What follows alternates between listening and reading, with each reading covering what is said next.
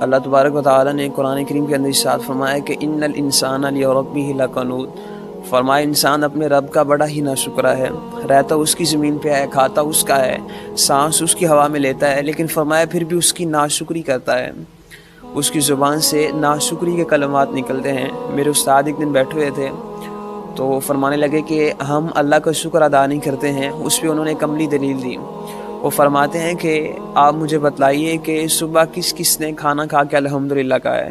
تو بہت کم لوگ تھے جنہوں نے کھانا کھا کے الحمدللہ کہا تھا۔ تو کہتے ہیں ہم اللہ کی اتنی نعمتیں کھاتے ہیں، اتنی نعمتیں اللہ کی ہمیں میسر ہے، لیکن ہم پھر بھی اس کا شکر ادا نہیں کرتے ہیں۔ حضرت حسن بصری رضی اللہ تعالیٰ عنہ سے کسی نے پوچھا، کہا حضرت ناشکرہ کسے کہتے ہیں؟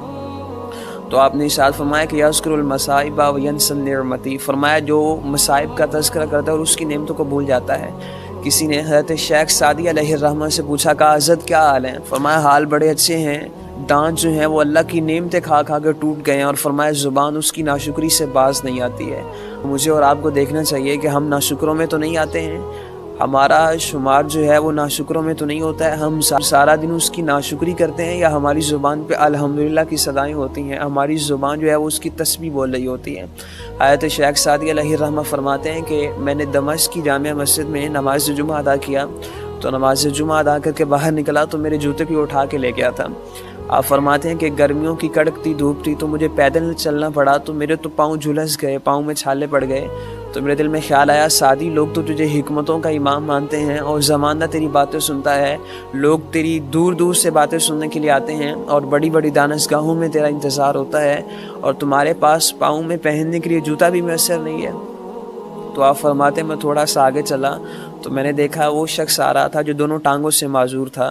تو کہتے جب میں نے اس کو دیکھا تو میرے تو ہوش ٹھکانے آ گئے۔ میں نے کہا مالک کیا ہوا، تو نے مجھے جو ہے وہ جوتا نہیں دیا ہے، تو نے مجھے چلنے کے لیے ٹانگیں تو دی ہیں نا؟ تو آپ وہیں سے واپس پلٹے اور مسجد میں آ کے آپ نے سر سجدے میں رکھ لیا۔ تو ہمیں ہمیشہ ہر حال میں اللہ کا شکر ادا کرنا چاہیے۔ اللہ قرآن میں ارشاد فرماتا ہے کہ لئن شکرتم لازیدنکم، فرمایا اگر تم میرا شکر ادا کرو گے تو میں تمہیں زیادہ عطا کروں گا۔ حضرت شیخ سعدی علیہ الرحمہ فرماتے ہیں کہ ایک شخص جو تھا وہ اس کو ایک جانور نے کاٹ لیا تھا، تو اس نے بہت ساری ادویات لی لیکن اس سے کوئی اس کو فاقہ نہیں ہوا، اور عرصہ دراز تک وہ جو ہے وہ دعائیں کھاتا رہا لیکن اس کو اس سے اثر نہیں ہوتا تھا۔ تو ایک دن دریا کے کنارے بیٹھا لیکن ہر وقت اللہ کا شکر ادا کر رہا ہوتا تھا۔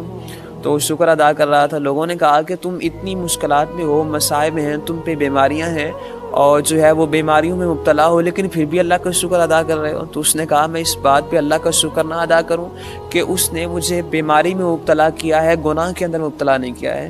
تو انسان اگر اپنے وجود کے اندر غور کرے تو اللہ نے ہمیں بہت کچھ عطا کیا ہے، ساری زندگی سجدہ شکر میں گزر جائے لیکن پھر بھی حق شکر ادا نہیں ہوگا۔